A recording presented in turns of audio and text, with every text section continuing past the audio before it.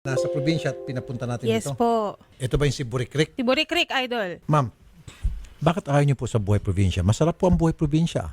Tama, sir. Kung ako pagpipiliin, kung pwede lang mailipat ang TV5 Yes doon sa po, probinsya, idol, I would yes po. prefer probinsya, really. Masarap, sir, sa totoo. Lalo na po Nakapikit, nagbabakasyon. probinsya ang pipiliin ko. Totoo, lalo na po yung nature, yung hangin po, sir. Oh. Siyempre, maganda po yun sa kalusugan. Oh. Pero, ang inaano ko, sir, yung kinabukasan ng mga anak ko. Bakit wala bang kinabukasan sa probinsya? Kung gusto niya nga po, sir, doon siya lang magtatrabaho. Yung pinapadala niya sa amin, 1,000, kung ganun pa rin po yung mangyayari sa amin, para po namin mapag-aaral ng kolehiyo yung mga bata. Ma'am, meron namang koleyo sa probinsya. Meron nga, sir. Ang sinasabi niya lahat libre, sir. Ang tubig kuryente, libre po ba? Hindi rin naman. Ang pagkain po ba doon, libre? Hindi rin po. Sabihin niyang bigas, opo, kasi may bukid sila. Pero kailangan pa rin ng abono, fertilizer. Lahat po yung bibilin rin naman, sir, eh. Ang inaano ko po sa kanya dito kasi, sir, matutulungan ko siya. Maghanap kami ng trabaho na mas maayos para sa mga bata. Subukan ko pong pag-ayusin kayong dalawa para naman yung inyo pong mga anak ay hindi magiging casualty dito sa inyong pag-aaway na kapag hindi naagapan, hahantong sa hiwalayan. Ayaw po namin mangyari yan. Ang mission po namin dito is pagbatiin ang mga nag-aaway na mag-asawa. Hopefully, by the end of this show, magkabati na kayo. Yun po yung pakay natin. Ano? Papasukin na si Mr. Magpantay. Si Sir Magpantay. Magandang hapon po, Sir Ray. Salamat po sa pagpunta. Matulis ang tingin agad ni Ma'am. Ma'am, ayan na si Sir. Mag-usap muna kayo. Pero, ladies first, sir, ha? May sasabihin daw si Ma'am. Ma'am, magsalita kayo. Matayo mo doon. Diba kinausap ka na anak mo, doon ka na umuwi? Nung linggo, pinauwi kita kasi yung anak mo umiiyak. Ano, ginawa niyo? Pinagmumura niyo ako. Binababa niyo akong telepono. Noong pumayag na ako, sige, pwede tayong maghiwalay, Burikrik. Pero ayusin mo yung sustento ng mga bata. Anong ginawa niyo? Pinabayaan niyo pa rin mga bata. Hindi ako nagkulang sa inyo, Burikrik. Sa loob ng 10 taon ako nagtrabaho. Tuwing Pasko na, binibigyan ko kayo ng grocery. 2 mong pamangkin, inaruga ako 6 na taong, Burikrik. Nung nagdengge ka, wala kang trabaho, 1 buwan ka sa ospital. Yung inipong kong lupa para sa mga anak, binenta ko para may panggasto sa'yo. Nung nagkasakit ako at si Rosette ng dengue, 1 buwan ako may sa ospital. Wala ka ring trabaho, ako pa rin nang gumawa ng paraan. Ngayon ang hinihingi ko lang yung tama para sa mga anak ko. Mahirap ba yun? Wala akong hiningi para sa sarili ko. Lahat sa anak ko, bigyan nyo lang ng maayos. Okay, Ma'am, makasingit na.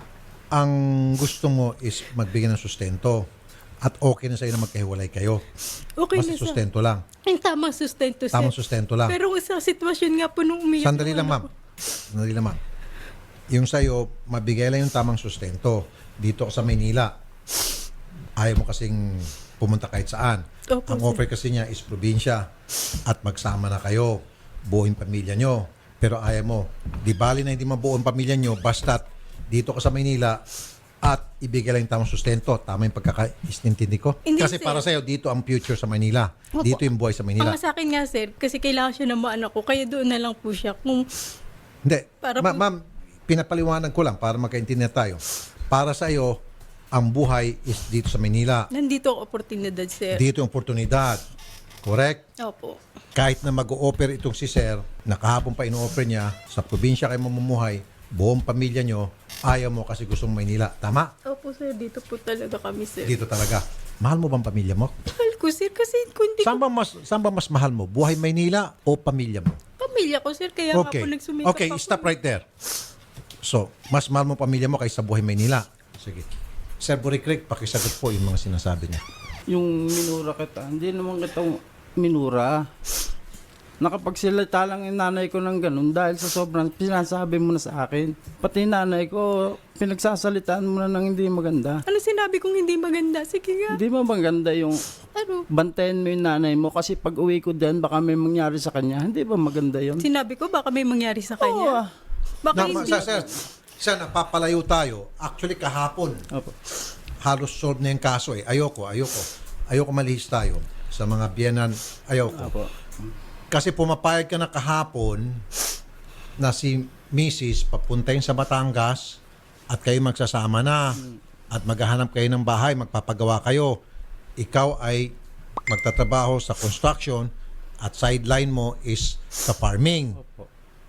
Ito naman si Mrs., sabi niya, stress na siya, hindi siya makatulog dahil ang palagi niya iniisip ay ikaw at yung kanyang mga anak.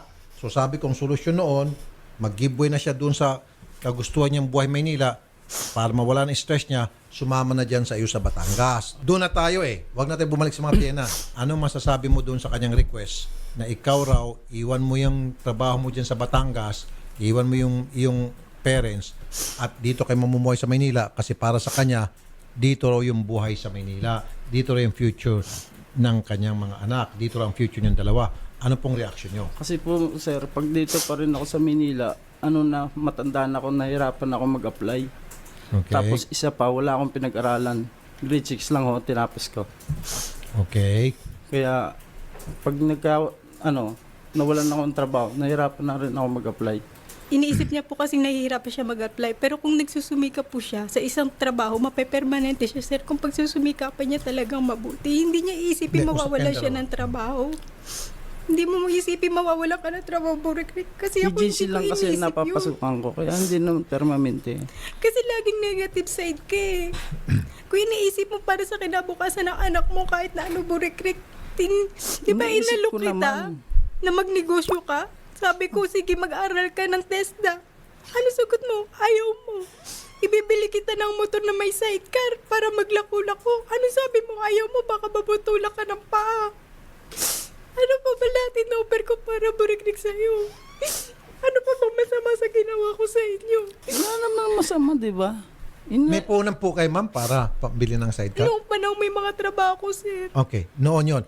Ngayon ma'am, wala na kayong pera. Wala na yung puhunan. Ano yun? So, gusto mo siya magtrabaho dito sa Manila. Maghanap ng trabaho. Narinig mo na yung paliwanag niya na kapos siya sa pag-aaral at aasa na sa agency, matindi ang kompetisyon dito sa Manila. Alam mo yan ma'am. Opo, sir. Natatakot siya na baka hindi siya makakuha ng regular na trabaho. Kahapon kasi hindi ko naintindihan yon. Ngayon naunawaan ko na bakit natatakot siya magtrabaho rito sapagkat grade 6 lang nga raw inabot niya. Kung magipag-compete siya sa mga napakaraming taong walang trabaho rito at naghahanap, mukhang dihado nga siya. Tapos magpapasok sa agency at malalaman ng agency na yun nga lang talaga ang inabot niya ay grade 6, posibilidad na api-apihin siya. Kung Okay. papayag si sir magpa-api. Ma'am, don't interrupt me. Napakadali. It's very easy for you to say that because you're not in his situation. Nagets mo? May pinag-aralan ka kamo, di ba? Sabi mo pa kahapon nag-aral ka hindi para maging Nag-alaga ng... mag-alaga ng baboy, di ba? O, nakapag-aral ka, di ba? So, pakinggan mo muna ako. Siya, gusto niya mabuhay ng probinsya, he's being practical. Dahil nga dun sa probinsya, kapal niya yung mga patakaran doon, marunong siya mag-farming, pwede siya pumasok sa construction, mura mga bilihin, maganda magpalaki ng pamilya doon sa probinsya, magbuo ng pamilya, tahimik, slow pace. Dito is the rat race kung tawagin. Palagi ka nag-ahabol. Opo, sir. Kung tutuusin, mas gusto niya talagang tahimik na pamumuhay at ino-offer niya yan sa iyo sa probinsya. Bakit ayaw mo?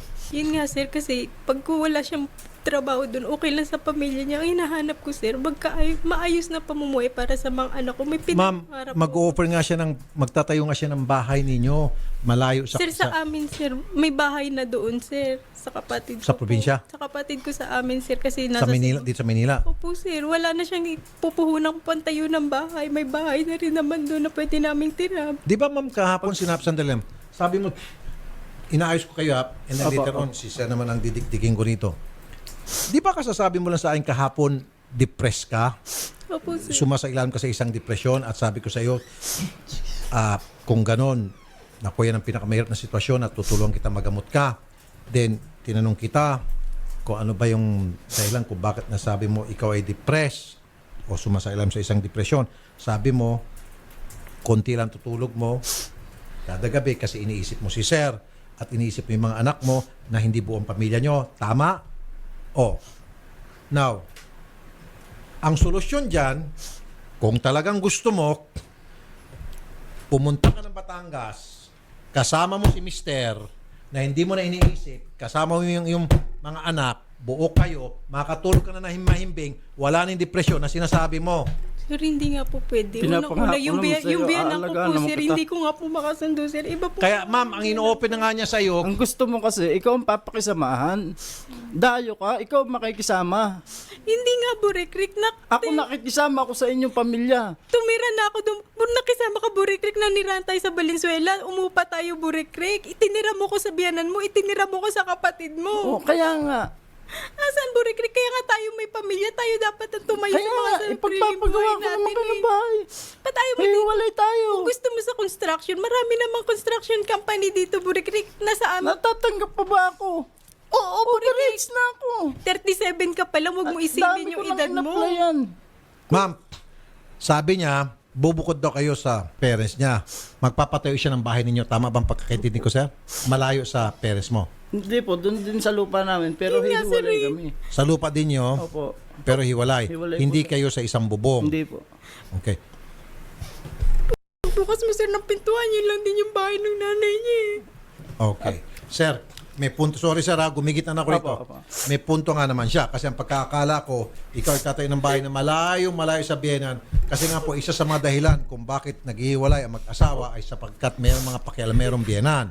So, baka yun ang isa sa mga kung bakit ayaw niya talagang Hindi ko po pumunta naman- ng Batangas dahil mag-isa lang siya doon, kukuyugin siya ng kamag-anak mo. Hindi ko po papayagan yun. Pwede mo sabihin yun, hindi ko papayagan yun. Pero kung nandyan na yun, darating at darating yung time na pakikialaman siya ng kanyang biyanan. Lahat ng mga kilos niya pupunahin hanggang sa magkakahiwalay din kayo later on. Now, kung may offer mo na ikaw ay bubukod ng malayo, baka takampi siya. Ma'am, kung halimbawa, siya ay magpapatay ng bahay na malayo sa biyanan mo, malayo sa parents niya, doon kayo titira. Mahirapan po kung magtatrabaho doon, sir. Gusto ko po talaga dito. Magtatrabaho po ako. Ma'am, maraming trabaho sa probinsya. Dito na lang, sir, sa Maynila. Sige, usap mo na kayong dalawa. Tingnan natin. Pahig ka ba, iwanan mo yung trabaho mo dun sa probinsya, sa construction at yung farming, dito ka na sa Maynila at magsapalaran ka rito para makasama mo si ma'am at yung mga anak mo. Kasi talaga dapat may magigiveaway dito eh.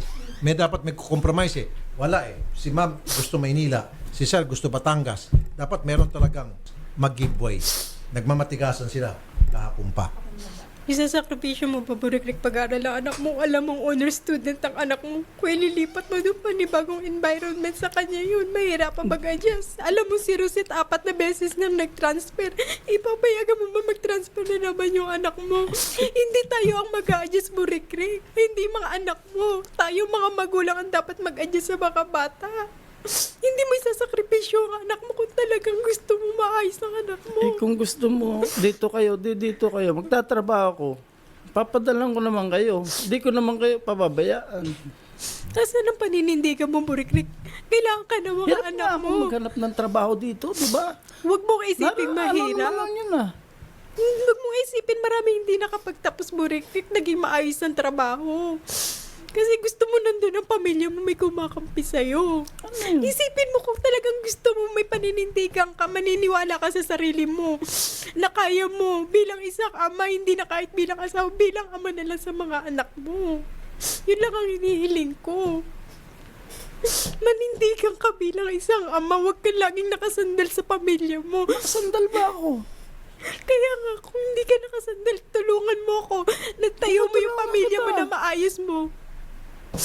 Tinutulungan ko. Nasaan ang isang ama na kailangan ng anak niya? Sa oras na may Pinapatawag naman. Pag pinatawag mo naman ako, dumadating naman agad ako.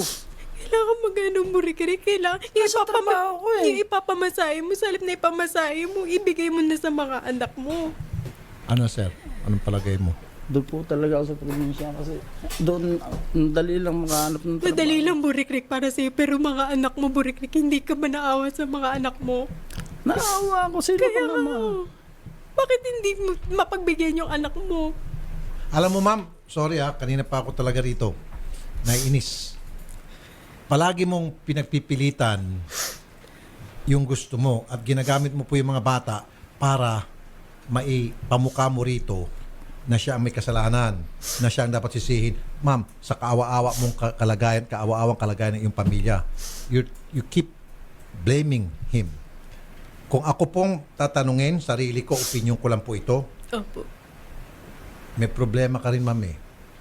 Although meron din siyang problema kasi bakit siya umalis at pumunta ng probinsya. Tama, Dapat sir. nag-usap muna kayo. Pero andyan na po yan, ma'am eh. Ngayon, dapat kung ano yung sitwasyon na nandyan, yun na lang po pag-usapan natin, wag na yung past. Okay? Opo. Sa kasalukuyan, sa nakikita ko, matigas din matigas ang ulo mo eh. Hindi ka nakakaintindi. Kung ano yung gusto mo, yun ang masusunod. Kasi Sandali lang, sir. Yun talaga masusunod. Regardless, kanina, hindi ka nakikinig sa akin eh. Diba, may mga binato akong tanong sa iyo. Opo. Di bali na magkahiwalay kayo. Di bali na magkawatak-watak yung pamilya nyo. Broken family. Didiretso na kita. Basta't masunod lang yung gusto mo dito lang sa Manila kasi para sa iyo, dito yung future. Tama? Tama, sir, nandito ang oportunidad. You stupid. Sorry. I'm so sorry. You stupid. Irresponsable kang ina. Hindi ko po. Alam mo ba sabihin ng ilaw ng tahanan? Opo, sir. Oh, bilang isang ilaw ng tahanan, ikaw ang magbibigay ng guide sa pamilya sa bahay, pamamahay ninyo. Sa sisiguraduhin mo na yung pamilya mo buo at kayo nagkakaintindihan, ikaw magbibigay ng gabay sa inyong mga anak. Opo. Kaso ginagamit mo yung iyong anak para sa kapakanan mo because ang gusto mo, Manila, Manila, Manila, Manila. In fact, marami na nga po mga tao dito sa Maynila na bumabalik na ng probinsya sapagkat ang hirap na ng buhay rito. Pollution, siksikan, crime, etc., etc., etc. Ikaw talagang gusto mong kapit-tuko ka rin sa Maynila. Ano ba meron sa Maynila? Sir, dito nga po makakapagtrabaho ako, sir. Bakit wala bang trabaho sa probinsya? Malayo po yung kanila, sir. Bukid na bukid po yun. Kapag umuulan po maputik, sir. wala Kung na. ma'am, ang arte-arte mo, sandali lang. Sandali lang, sir. Pag umuulan, maputik. So what's wrong with that? Kung maputik, takot ka maputikan? Hindi po, sir. Sanay po ako doon, sir. Oh. Ang lalakarin mo, sir, 3 hanggang 5 kilometro bago ka makalabas ng kalsada, sir. Ganun Sir, po kalayo yung lalakarin, Excuse sir. po, sir. Dati yun. Ngayon, samentado na.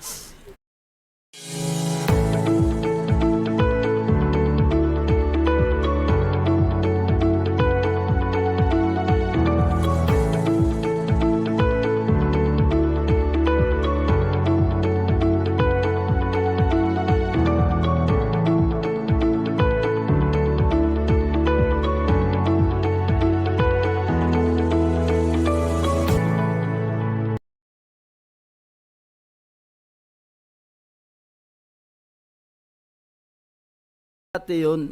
Ngayon, samentado na. May mga tricycle na. Hindi Kung ganun gusto din. mo, ikuha natin ng service mga anak mo. Ganun din po, Rick. O di gagastos rin tayo. At saka yun nga, sir. Yung biyanan niya nga, sir. Kung gusto Okay, ititira sige, niya ako. ma'am. Ano ang dapat niyang gawin na kayo po'y titira sa probinsya?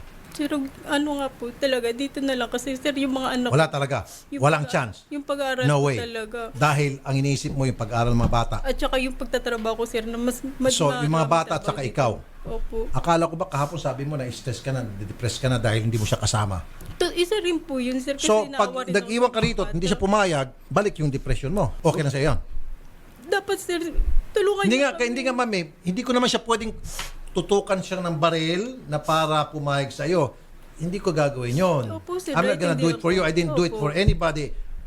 I'm not gonna do it for you. Opo, sir. Okay. naiintindihan ko po. Hindi nga po siya pumapayag, ma'am. Eh, ako nga gumagawa ng paraan na para mapag-agrihan kayo, in the end, alang-alang po sa mga bata, mabuo pamilya ninyo. Pareho kayo nagmamatika. Ikaw na mismo nagsabi, kung tutusin, ikaw talaga ang dihado rito. Dahil ikaw ay sumasailan sa isang depresyon. Sabi mo, ang gamot sa depresyon na yan, dahil ang dahilan para sa iyo ay hindi mo siya kasama sa gabi, hindi ka nakatulog. Ang gamot is tumabi ka rito sa Batangas sa kanya, kasama pamilya mo, wala ka ng depresyon. Pero ayaw mo kasi ang gusto mo, Maynila. Di bali na ma-depress ka lang, basta't Maynila ka lang at suportahan ka, okay na. Sir, ang gusto ko, Hindi, okay na, basta sinuportahan ka, okay na. ang gusto nga po, maisama na siya dito para Ma'am, hindi nga pwede, ayaw nga niya eh. So kung ayaw niya, okay lang, dito ka na, basta't magbigay ng suporta. Eh, di pinili niya rin masira ang pamilya namin, sir. Hindi nga, hindi, sagutin mo lang. Kanina sinabi mo na to eh, basta suportahan ka lang niya. Pumunta na lang po siya dito, sir. Ma'am, kaya nga hindi siya pupunta. Pag hindi siya pumunta, anong mangyari? Ipapakulong ko na yung Anong ikakaso mo? Yun nga, sir, yung inano ko sa inyo kahapon. Binatuan, binigyan ka niyang tulo. May nakausap na po ako abogado. Wala pong kaso doon. Wala kang pwede maikaso sa kanya. Bakit? Dahil, sandali lang, dahil binigyan kanya ng tulo, walang kaso yon. Concubinage, yan pwede mo ikaso sa kanya, pero bago mo siya makasuhan ng concubinage, hindi lang dapat yung sexual intercourse ang naganap sa pagitan niya at kung sino may babae yun, dapat nagsasama sila. Pero pag sa kababaihan, iba kasi ang discarded sa batas natin.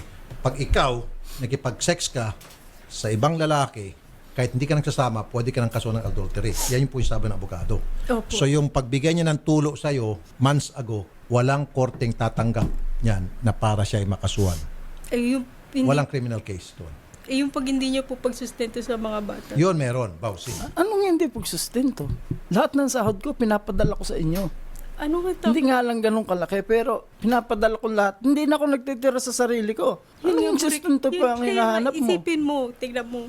Yung Okay, isang isa na lang po, sir. Isa na lang. Apo. Bakit din po ayaw mong pagbigyan tong kahilingan ni Mrs. at siya raw ay depressed Kasi na? po, naranasan ko na rito sa Manila na pag wala akong trabaho, kung ano-anong naririnig ko dyan, Tulad ng? kung ano-ano responsable, lalayas yan sa bahay. Bakit siya lalayas? Di kasi nga, wala kang trabaho. At dahil hirap ka magkaroon. Oo, ako naman si Loco, pupunta ko, susuyuin ko. Ilang beses na nangyari yan, di lang sa 10 beses. Bakit di ka nakakaroon ng trabaho? Yung naghahanap naman po ako, pero hindi naman po ako natatanggap. Dahil? Dahil nga po yun, isa pa overage na. Tapos, wala pa akong pinag-aralan. Sa construction kasi, kuminsan may discrimination dyan. Kumukuha sila mga bata, malakas pa Opo. para pwede mag-overtime, Opo. pwedeng gasgasin itong mga mapagsamantalang dati construction po company. kasi, sa pabrika po ako nagtatrabaho. Ilang taon na po kayo, sir? 37, magte-38 na ako. Bata pa kayo, sir. Opo. Ayan, ma'am. Ano, ma'am? Bigyan kita ng another 5 minutes, ma'am. Dahil kapag hindi, then bibitaw na ako sa kaso mo. I'm not gonna help you because you don't want to yourself to be helped. Yun nga, Dahil sir. pinagpipilitan mo talaga Imperial Manila. Dito na nga lang, sir, para yung mga bata na. Ma'am, ayaw nga niya. Kung ayaw niya, anong gagawin natin? Dito ka ng Burikrik, bakit ba gustong-gusto mo doon? Kasi nga Alam mo doon- naman yung sitwasyon ko doon, di ba? Sumama ka sa akin. Hindi nga pwede Burikrik. Nandun lahat ng pamilya Naranasan ko. ko na kasi dito. Subukan mo sa Hirap amin, na hirap Burikrik. ako Sa dito. Valenzuela yung Asan sinasabi na lang? mo. Naranasan mo na rito? Sa Valenzuela, sir. Sa amin, hindi pa. Ano Rizal hindi? Pati kami. Hindi, ang sinasabi niya, ma'am, naranasan niya ng buhay Manila. Ngayon, sandali lang. Nagtyaga siya di sa Manila. It's about time. Give and take to eh. Ikaw naman, dapat maranasan mo rin buhay probinsya na magkasama kayo. Para pantay, di ba? Sir, pagpamanin niyo po, naranasan ko sa loob ng 2 taon, sir, tumira ako sa kanila bagong sama kami. Oh. Yung sahod niya, kaya ako lumay sa kanila, walang napupunta sa akin. Bakit? Sa nanay niya, inaabot, ipapalista lang sa akin kung ano yung dapat bilhin. Sir naman. Kaya po ako lumayas, sir. Sir naman. Ba't ganon? Binibigyan mo pala sa mama mo yung mga pera. Totoo yung Burikrik, di ba yung nasa Pepsi ka, ipapasulat mo lang kung anong kailangan sa bahay. Sa anak mo, hindi mo ako binibigyan kahit piso. Di ba sa'yo ko binibigay? Hindi ko sarili ko dito, Burikrik, gagawa ko na kwento. Hindi, ganito ma'am. Kung magpipirmahan sa barangay doon sa Batangas na lahat ng sweldo niya ibibigay sa iyo at hindi na ibibigay sa nanay niya, pirmahan. Kasama yung mga social worker, kasama yung barangay. Okay sa yon. Lahat hanggang sa pinakahuling sentimo. Sir, Okay na. kung doon kami sa pinakamalayo kami, hindi kami doon sa lupa nila. Oh,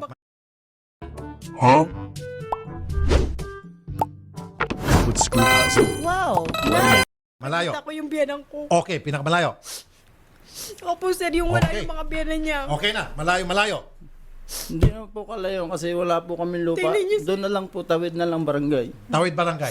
Sir, nandun din yung biyanan niya. Pagka mo nandun rin yung makikipunta. Ay, saan tayo? Saan tayo? Titira sa ibang lupa. Baka gusto mo ma'am, doon sa pinakatuktok ng bundok sa Batangas. Hindi, sir, sa may kalsada para yung mga bata hindi rin mahirapan sa... Paano tayo titiraan? Wala tayong lupa doon. Ma'am, Hindi ang ka na- hirap talaga. Hindi ka naman pwedeng tumira lang sa lupa ng may lupa. Diyos ko po, ate. Kasi, ano mo nga, nandun yung biyanan, yung nanay mo, Ba't Burikrik. ba laging nanay kong... Alam mo na maugali ng biyanan mo eh. Ma'am, sandali ma'am. Ang sinabi ni sir, tawid barangay. Ibig sabihin, ibang barangay na ang Sir, titira niya. sapa lang yun. Pagtawid yung lupa pa rin nila yun. Yun ang sinasabi niya. Ma'am, palagi kami dahilan eh. Lahat ng sasabihin ni sir eh. Yun na nga, sir, papahinga po ko. Yung sa may tabing kalsada, Oh. doon kami, sir, para sa mga bata. Sige, maghanap ka ng ibang lugar na malayo sa parents mo. Pwede yon. Opo. Okay. Okay. Oh, sir, basta doon sa may tabing kalsada kami, sir. Tabing kalsada. Bakit tabing kalsada? Para po sa mga bata, Alam hindi mo- po mahirapan pagpasok. Oh, sige, tabing kalsada. Opo. Hindi ba ka natatakot? Baka masagasan yung mga bata. Pag hindi mo naasikaso, pagtawid, mas Hindi naman, ang lupa kasi peligro. doon may allowance naman, nakita ko yung mga bahay doon. tabing kalsada. So magpapatay doon sa tabing kalsada. Kahit po konti ang lakad lang, sir. Konti lakad. Oh, Opo. okay na yun sa'yo. Okay na. Okay na. Approve. Hatid namin kayo. Ako naman masay sa inyo. Lipat bahay. Ako pa, sasakyan ko gagamitin ko. Panglagay ng mga gamit nyo. Pero yung mga bata, sir, papatapos ko lang pag-aaral dito. Hindi, Kahit doon muna hindi, siya sir, sa kapatid ko. ang pag-uusapan na lang po namin, pag natapos yung mga bata sa pag-aaral, dito na kami lilipat. Habang ako naman, papaayos muna siguro ng bahay dun sa lilipatan natin. Very good. Sir. Okay, very good. Tama, patapusin yung pag-aaral ng mga bata para hindi Para mantalang hindi Yes, naman sir. po Habang- palipat-lipat yung mga bata. Habang nag-aaral yung mga bata, gagawa siya ng construction doon para sa bahay ninyo. Opo. Titirahan. Sa tabi ng kalsada, malayo sa kanyang mga parents. Tama po yun. At makakahanap siya ng trabaho sa construction plus farming pa. O, ang dami yung pagkain doon sa farm.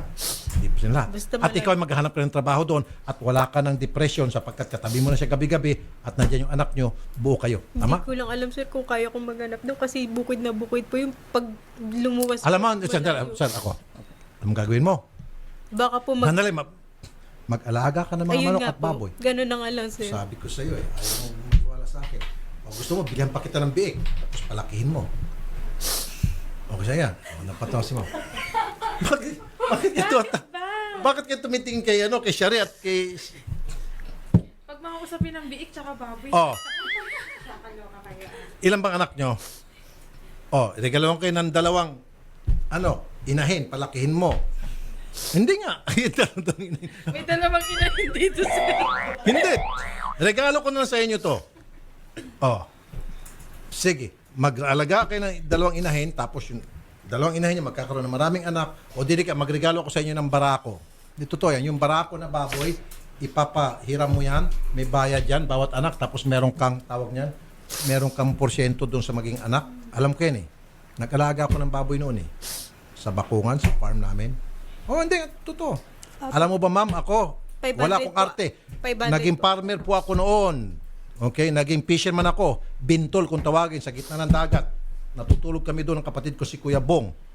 Maghulog kami ng lambat niyan. Pupunta kami maaga, mga 4 o'clock. Tapos sa gitna ng laot siya. Maghulog kami ng lambat. Tapos maglalagay kami ng ilaw. Matutulog kami. Pagdating ng alas 3 o alas 4 ng umaga, hilain namin yung lambat. Tapos dali na sa pampang yung mga isda. Hindi ako nag-inarte.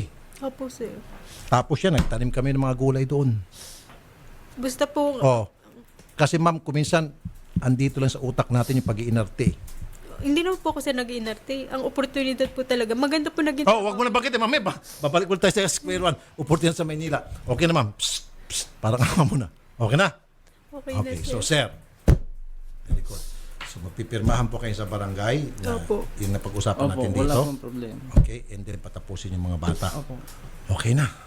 Oh, nakaginhawa na ako. Basta, sir, yung suporte niya na pinagkasunduan sa Walang barangay. problema yun. iyan. Hindi, kaya ma'am, lahat ng pera up to the last centavo, sir, ha, hanggang sa huli-hulian. Lahat ibigay mo. naman po pinapadala ko sa O tapos meron ka pang barako. Mas maganda yung barako, wag na inahin. Kasi pag yung barako, ipapahiram mo lang, isa lang yun, ipapahiram-hiram mo. Pag yung merong mga inahin na in-heat, bubuntisin yun. Tapos kung ilan yung doon, babayaran yung servisyo ng barako mo. Tapos meron ka makuha mga biik doon, ibibenta mo. Alam mo yon? Opo. O, bibili ako kay sa bahala na sir. Kasi si sir pala, magaling sa agriculture. Bibili ka maghanap ka ng barako na ako na ang babayad. Tapos syempre, gagawa mo ng bahay-bayan kasi sa construction ka, magaling ka. Na, para maalagaan mo yung barako. Okay na? Regalo ko sa inyo. Salamat. Okay, sir, salamat sa pagpunta. Salamat po. Oh, ma'am, solve na ha, hindi ka na depress. Opo, sir. Basta yung ano, sir.